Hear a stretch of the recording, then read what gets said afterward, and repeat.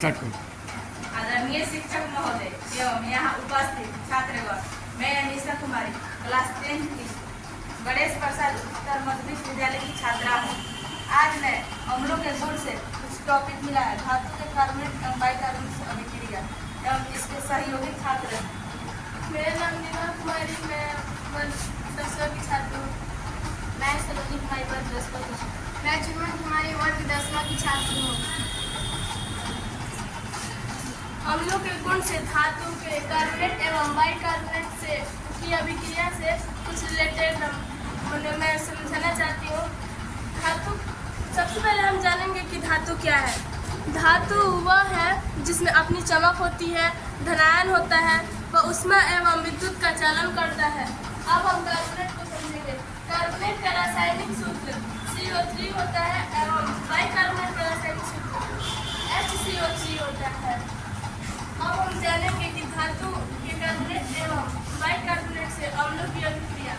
जब धातु कार्बोनेट एवं बाइकार्बोनेट से अम्ल की अभिक्रिया करता है तो फिर हमें प्रतिफल के रूप में लवण, जल एवं कार्बन डाइऑक्साइड गैस प्राप्त होता है। इससे संबंधित कुछ निम्न अभिक्रियाएं हैं जो मैं समझाऊंगी। जिंक कार्बोनेट से जब सल्फ्यूरिक अम्ल अभिक्रिया करेगा तो जिंक सल्फेट और जल प्राप्त होगा और कार्बन डाइऑक्साइड गैस मुक्त होगा। जब हम धातु के कार्बोनेट एवं बाइकार्बोनेट से अम्लों की अभिक्रिया करेंगे तो 3 चीजें प्राप्त होगी: जल, लवण एवं कार्बन डाइऑक्साइड गैस। इस अभिक्रिया में कार्बन डाइऑक्साइड गैस मुक्त होती है। इस स्थिति को हम लोग समझेंगे। जिंक कार्बोनेट से सल्फ्यूरिक अम्ल का अभिक्रिया होगा तो हमें लवण,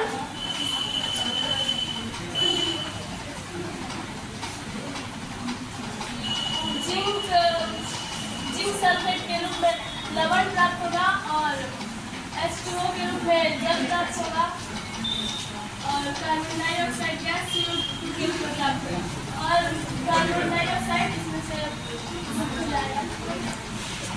यहाँ देख रहे हो जिंक सल्फेट, H2O और CO2 गैस मिल रहा है इसको, और CO2 वहाँ से क्या हो जा रहा है, मुक्त हो जा रहा है। ठीक है, आगे आगे आगे बताओ। अब एक बाइकार्बोनेट से अभिक्रिया करेंगे तो सोडियम बाइकार्बोनेट के साथ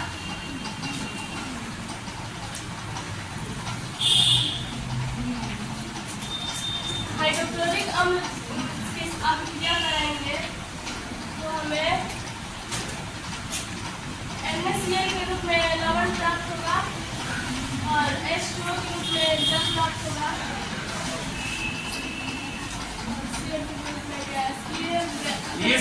इस रिएक्शन में आप देखोगे कि जितने भी कार्बोनेट और बाइकार्बोनेट के धात्विक जो हैं रिएक्शन करते हैं अम्लों से, तो आप देखोगे ये 3 चीजें तुम्हें हमेशा मिलेगी: लवण, जल और कार्बन डाइऑक्साइड, सभी के साथ मिलेगा।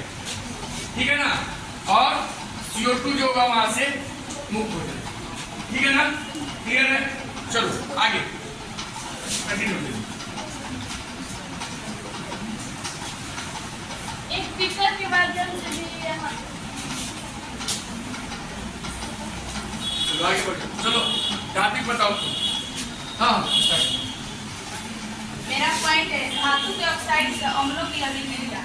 सबसे पहले जानेंगे कि धातु का ऑक्साइड होता क्या है। धातु का ऑक्साइड मूलतः भस्म में होते हैं तथा अम्ल से अभिक्रिया कर लवण तथा जल बनाते हैं। ऑक्साइड का मतलब होता है जब कोई धातु जल्दी ऑक्सीजन से अभिक्रिया करता है तो वह ऑक्साइड बना लेता है, जिसका मूलतः रूप भस्म होता है। और हम जानते हैं कि अम्ल भस्म के साथ अभिक्रिया करके लवण तथा जल बनाते हैं।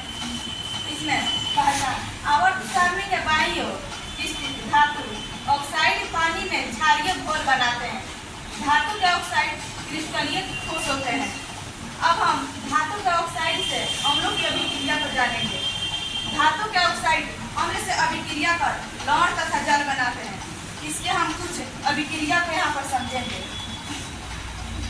जैसे कि CuO, जैसा हम एक धातु लेंगे, वो धातु ऑक्साइड, धातु का ऑक्साइड लेंगे और इसके साथ HCl का अभिक्रिया कराएंगे, तो हमें इसमें लवण तथा जल प्राप्त होगा।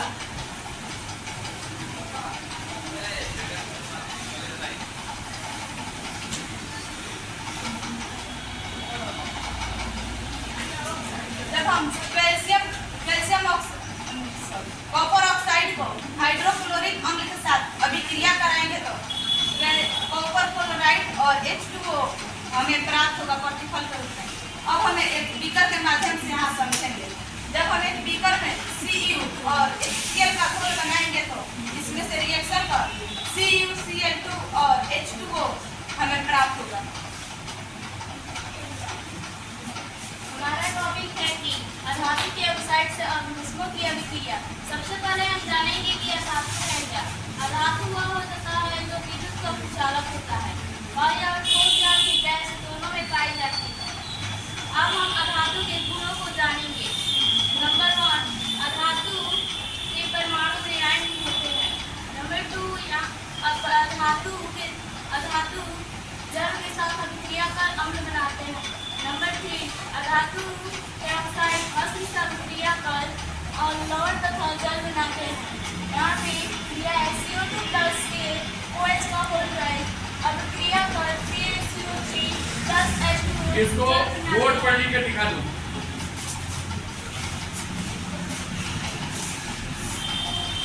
बोर्ड पर लिख कर समझाओ। CO2 प्लस OH का होल ट्वाइस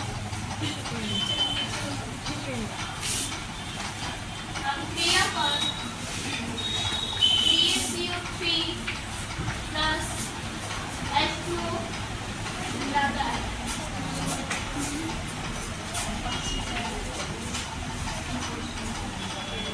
इस तरह कार्बन डाइऑक्साइड अभिक्रिया कर लवण तथा जल बनाता है। प्रसाद, तुम लोग इधर आ जाओ। अनिशा, तुम इधर आ जाओ ताकि सभी बच्चे देखें ठीक से। वहाँ देखो, कार्बन डाइऑक्साइड के साथ अभिक्रिया कराई है कैल्शियम हाइड्रोक्साइड के साथ। देख रहे हो ना, जिसमें उसको कैल्शियम कार्बोनेट और H2O मिला है इसको। ठीक है, आगे हमारा टॉपिक है कि अम्ल तथा भस्म से जल के साथ अभिक्रिया। सबसे पहले हम जानेंगे कि अम्ल होता क्या है। अम्ल वह पदार्थ है जो जल के साथ घुल के H+ आयन प्रदान करता है और भस्म वह पदार्थ है जो अम्ल के साथ जल के साथ घुल के OH- आयन प्रदान करता है। अम्ल के गुण: अम्ल स्वाद में खट्टा होता है और अम्ल भस्म से अभिक्रिया करके जल बनाता है। और दूसरा, कुछ अम्ल विषैले और तथा तीव्र नाशक होते हैं, जैसे में H2 प्लस H2SO4 और HONO3 HAOH प्लस HCl अभिक्रिया करके शॉक से इसको लिख कर दिखाओ।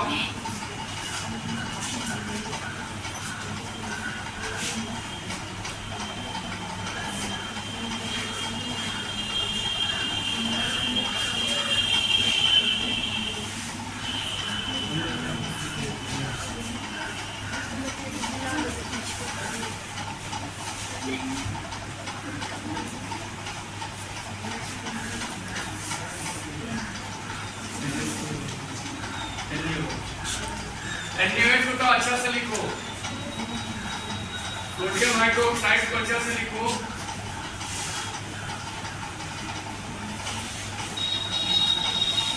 ये न्यूट्रलाइजेशन रिएक्शन का एग्जांपल है, जिसको निलीकरण कहा जाता है।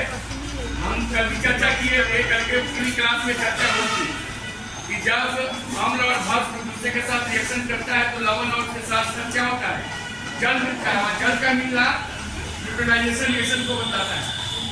समझ गए ना? ठीक है, कुछ और कुछ बताना चाहती है?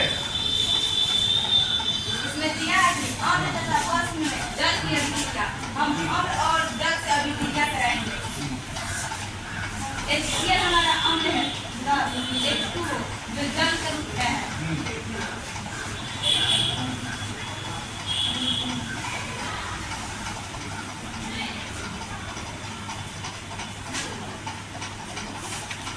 जब हम अम्ल से जल को अभिक्रिया कराते हैं, जब अम्ल को जल से अभिक्रिया कराते हैं तो हमें प्रतिफल करती है हाइड्रोनियम आयन प्राप्त होता है और प्लस क्लोरीन प्राप्त होता है। देखो यहाँ जो हाइड्रोनियम आयन जो तुमको बताता है, यह इसकी अम्लीयता को बढ़ने को बताता है, इंक्रीज करता है। वाटर पार्टिकल के साथ रिएक्ट करके जो हाइड्रोनियम आयन यहाँ बन रहा है, इसका मतलब क्या हो रहा है? उसकी एसिडिटी और क्या हो रही है? राइज कर रही है। क्योंकि पहले की क्लास में जो कल क्लास हुआ था, उस क्लास में बताया गया था कि H+ आयन बढ़ता है तो उसकी अम्लीयता क्या होती है? घोल की बढ़ जाती है। तो यहाँ वो घोल की अम्लीयता की बढ़ने की बात यहाँ इस बच्चों ने बताया है। ठीक है ना? कोई प्रश्न है तो राइज कीजिए, पूछिए लोगों से। अब भस्म के साथ हम जल को अच्छा अभिक्रिया कराएंगे। है क्या? यहाँ पर है भस्म के साथ जल की अभिक्रिया, हम एक भस्म और जल अभिक्रिया कराएंगे। हाँ, इनसे बता।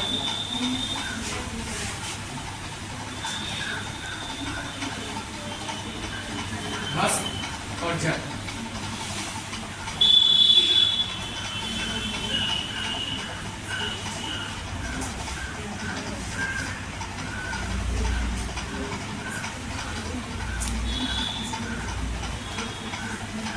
जब हम भस्म से जल की अभिक्रिया कराते हैं तो सोडियम प्लस और OH माइनस आयन प्रदान होता है। जब ये वाटर पार्टिकल्स वाटर में रखती है, जल में रखती है, तो ये क्या को होता है? NaOH जो है वो Na+OH में टूट जाता है। नहीं ना कहना चाहती? ठीक है।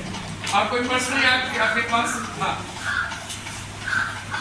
कार्बोनेट और कार्बोनेट के साथ HNO3 का क्योंकि HNO3 एक ऑक्सीकारक एजेंट है, वो बहुत मतलब पावरफुल अम्ल होता है। ये बता रहे हैं कि ये इसका ऑक्सीडाइजिंग एजेंट नहीं है HNO3, इसलिए वो जो है उसके साथ अभिक्रिया नहीं करते। ठीक है, सीधा। हाँ, आगे अम्ल तथा जल के बीच उसमें छुपी अभिक्रिया शुरू होती है। और ये बता दें आपकी जानकारी के लिए, तो अभी आपने जो पॉइंट नंबर 4 बताया, अम्ल तथा भस्म से जल की अभिक्रिया किसी का क्वेश्चन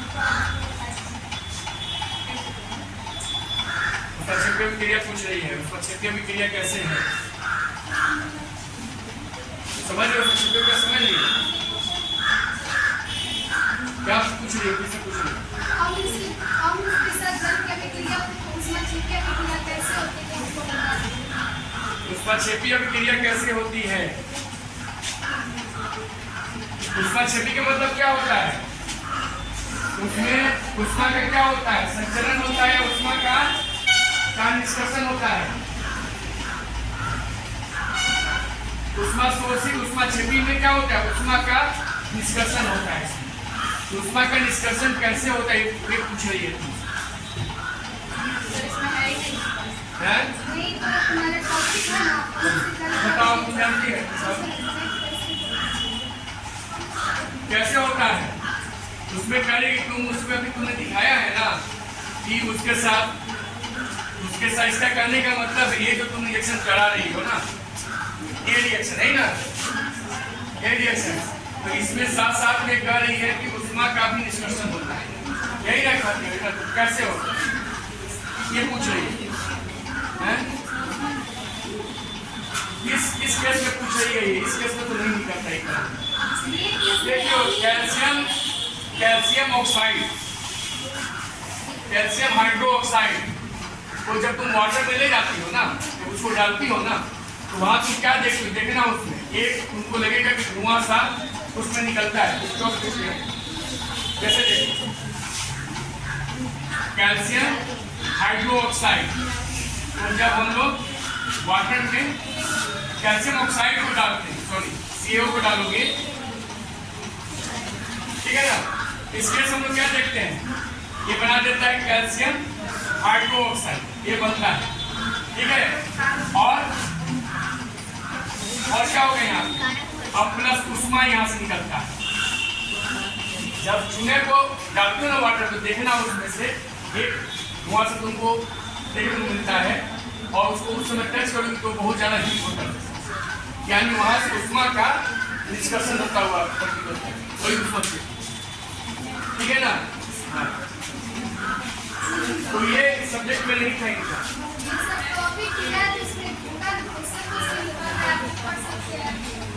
तो जनरल जो तुम्हारा रूम टेम्परेचर को यहाँ प्रयोग होता है उसमें किसी देखने को नहीं मिलता है, जनरल उसमें समझिए ना, होता है लेकिन बहुत सारे केसों में ये नहीं होता है, ठीक है। आगे और कोई क्वेश्चन? धातु और धातु के साथ किस प्रकार की क्रिया होती है? धातु और अधातु के साथ किस प्रकार की क्रिया होती है पूछ रही है, ये तो बता ही दिया है तुम लोगों को। धातु और क्रिया में क्या होती है, न्यूट्रलाइजेशन होता है, फिजिकल बताया ना बेटा। जब भी धातु सॉरी जब भी धातु और अधातु में एक दूसरे के साथ मिलकर क्या करता है, लवण बनाएगा, और क्या बनाएगा, धातु और अधातु मिलेगा तो क्या बनेगा, लवण और जल बनेगा, लवण और जल बनेगा, ठीक है। और कुछ हो गया, इधर कोई सवाल? कोई नहीं, चलो हो गया।